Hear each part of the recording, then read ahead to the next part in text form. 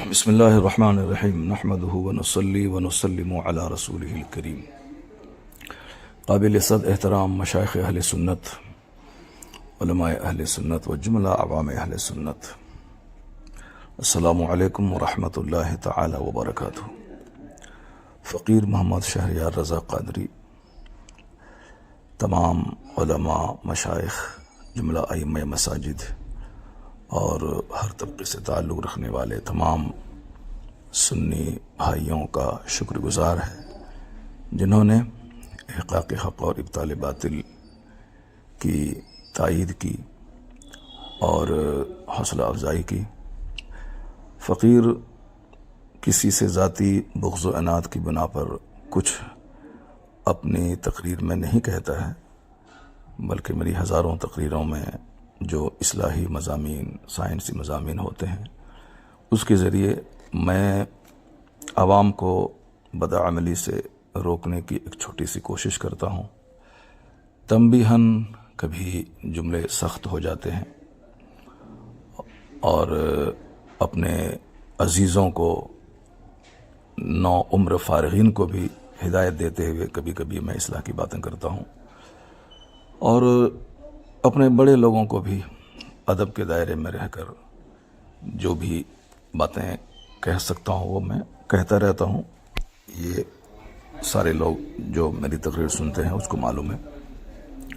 ابھی چند دن پہلے جو کچھ ہوا، میں نے صرف دینی اجلاس کے تقدس کو بحال کرنے کے لیے اور جلسہ جو ایک واحد پلیٹ فارم ہے دین کا پیغام عوام تک پہنچانے کے لیے، جو بزرگان دین کی ایک مضبوط وراثت اور روایت ہے، اس کو ہمارے چند ناخواندہ یا کم خواندہ نعت خوانوں کی وجہ سے جو تھوڑی پریشانیاں اسٹیج کو لاحق ہیں، اس کے بارے میں بھی گاہے بگاہے میں بولتا رہتا ہوں۔ نعت خوانی کی حد تک رہے، عوام بھی قاعدے سے سنجیدہ مزاج ہو کر اپنے رہنما اور اپنے شعراء کو سنیں۔ تو اسی سلسلے میں ایک ناخوشگوار واقعہ ہوا کہ میں نے اپنے ان عزیزوں کو ڈانٹا کہ بالکل یہ انداز نعت خوانی درست نہیں ہے، کسی بھی طرح مذہبی اسٹیج کے لائق یہ نہیں ہے۔ تو انہیں قبول کر لینا چاہیے تھا، لیکن انہوں نے زبان درازی کی اور تمام علماء اہل سنت کو برا لگا۔ وہ تو کہیے کہ حضور علامہ توصیف رضا خان مدظلہ العالی اعلی حضرت رضی اللہ عنہ کی کرامت بن کر بر وقت اسٹیج پر آئے۔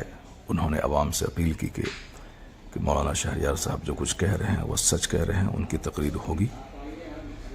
تو معاملہ شانت ہوا اور تقریر فقیر کی ہوئی، اور اس سلسلے میں بہت ساری باتیں سوشل میڈیاز پہ چل رہی ہیں، اور ہم سارے علماء کرام کا شکریہ ادا کرتے ہیں جنہوں نے میری تائید کی اور دلجوئی کی، بالخصوص مفتی شہزاد صاحب، مفتی شمساد صاحب، مفتی افضال صاحب، مفتی شفیق علیم حنفی صاحب اور مفتی عمران حنفی صاحب، اور جتنے بھی ہمارے احباب ہیں، مفتی اختر حسن علیمی صاحب اور بہت سرکردہ افراد سماج کے، بہت ڈاکٹرز، پروفیسرز اور تمام اسٹیٹس کے بڑے بڑے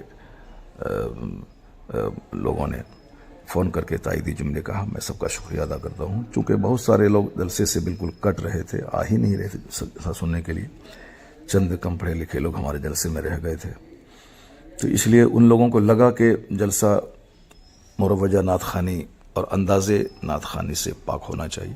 ان کو اچھا لگا کہ آپ نے ایک ہمت کی کہا، تو میں نے کچھ ذاتی بغض و عناد کی وجہ سے نہیں، صرف مذہبی طور پر الحب فی اللہ والبغض فی اللہ کا جو درس حدیث میں دیا گیا ہے، مجھے برائی سے نفرت ہے، اور اس کام کی مذمت ہمارے علماء کرتے رہے۔ میں نے بھی کئی بار اپنے بڑوں کے ٹوکنے پر میں نے توبہ کی ہے۔ ناگپور میں حسینی میاں نے ایک بار مجھ کو ٹوکا، میں نے برجستہ پورے اسٹیج میں نے توبہ کی۔ ہمارے سیمانچل کے ایک بہت بڑے جلسے 50,000 کے مجمع میں غالباً میں نے آج سے 15-20 سال پہلے سبقت لسانی سے کچھ جملے نکلے، ہمارے مشائخ نے مجھے ٹوکا، میں نے فوراً برجستہ میں نے توبہ کی۔ یہ تو ہمارے بزرگوں کا طریقہ رہا ہے، اس پر عمل کرنا چاہیے اور اس طرح سے زبان درازی نہیں کرنی چاہیے۔ البتہ اب رہی بات کفیل امبر نے فون کر کے انہوں نے معافی مانگی ہے اور اپنے کیے پر سخت ندامت کا اظہار کیا ہے، تو حدیث پاک پر عمل کرتے ہوئے میں اسے معاف کرتا ہوں اور گزارش کرتا ہوں کہ مرتے دم تک کبھی بھی علماء مشائخ کی گستاخی نہ کریں۔ اللہ رب العزت نے جو عزت دی ہے تو اس عزت کو شرعی حدود میں رکھتے ہوئے اس نعمت کا شکر ادا کریں اور کبھی بھی اپنے ترفع اور گھمنڈ کا مظاہرہ نہ کریں۔ خاموشی میں نجات ہے، بہت ساری باتیں مصلحتاً خاموش رہنے سے ختم ہو جاتی ہیں۔ باقی رہی بات، اگر ہمارے جملے سے کسی کو دل آزاری ہوئی ہے، جیسے اپنے بچے کو لوگ روزانہ ڈانٹ ڈپٹ کرتے ہوئے بہت ساری باتیں کرتا ہے، یہ ہمارے چھوٹے عزیز ہیں، اگر میرے جملوں سے کچھ دل آزاری ہوئی ہے ان عزیزوں کو، تو میں اس سے معذرت کرتا ہوں۔ اللہ تبارک و تعالی ہم تمام سنی علماء، ہم تمام سنیوں کو راہ حق پر چلنے کی توفیق عطا فرمائے۔ باقی جلسہ کرانے والے سارے عوام سے میں گزارش کرتا ہوں کہ جلسہ کرتے ہوئے اپنے علاقے کے ذمہ دار علماء سے رابطہ کریں اور بالکل کم خرچ، صاف و شفاف جلسہ، تاکہ لوگ جلسوں سے لوگوں کو نفرت نہ ہو، اور جلسہ روز ہو تو 2-3 گھنٹے کے جلسے میں شرکت کرنے میں لوگوں کو بوجھ نہ ہو۔ اس طرح کا جلسہ کریں، نام و نمود کی خاطر نہیں، صرف سنیت اور مسلک اہل سنت کا پیغام عام کرنے کی خاطر کریں۔ اور ابھی اس سلسلے میں میٹنگ ہوئی ہمارے دیار میں، اور تمام علماء کرام نے بیٹھ کر جو باتیں کی، جلسوں کو صاف و شفاف کرنے کے سلسلے میں جو تجاویز پاس ہوئی، ان سب باتوں کی میں تائید کرتا ہوں، اور میں اپنے علماء سے گزارش کرتا ہوں کہ وہ اپنے جلسوں کے لیے خود آگے بڑھ کر عوام کو سمجھائیں کہ اس مقاصد جلسہ کیا ہے، صرف جلسے کو مشاعرہ نہ بنوایا جائے، بلکہ قرآن خوانی اور قرآن پاک کی تلاوت اور تقاریر پہ زور دیا جائے۔ ابھی بے پناہ اصلاح کی ضرورت ہے سماج کو، اور جو ہمارے نوجوان نعت خوانی کی تائید میں، مروجہ نعت خوانی کی تائید میں اپنے علماء سے لڑنے جھگڑنے کی بات کرتے ہیں، اسے بھی ان حرکتوں سے توبہ کرنی چاہیے۔ عالموں کی تعظیم بہت ضروری ہے، اور مجلس میں جو بھی بات ہو جائے شرعی طور پر اس کو حل کرنا چاہیے، نہ کہ اس معاملے کو اپنے ہاتھ میں لے کر لڑائی جھگڑے کا ماحول پیدا کرنا چاہیے۔ علماء کرام اگر کسی بات کی گرفت کرتے ہیں تو عوام کو غور سے سننا چاہیے، نہ کہ اس کو عام لوگوں کی طرح لڑائی جھگڑے کا رنگ دینا چاہیے۔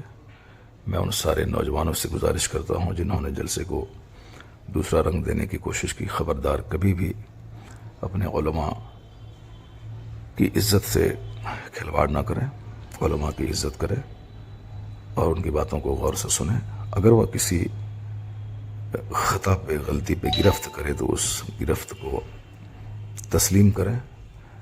اگر گرفت کرنے والے سے کوئی خطا ہوتی ہے تو وہ بھی علماء کرام کی تنبیہات سے آزاد نہیں ہیں۔ اپنے بڑوں کا ہمیشہ ادب اور احترام کرنا چاہیے۔ اگر کوئی گرفت کرے تو اس کی اصلاح کو قبول کرنا چاہیے۔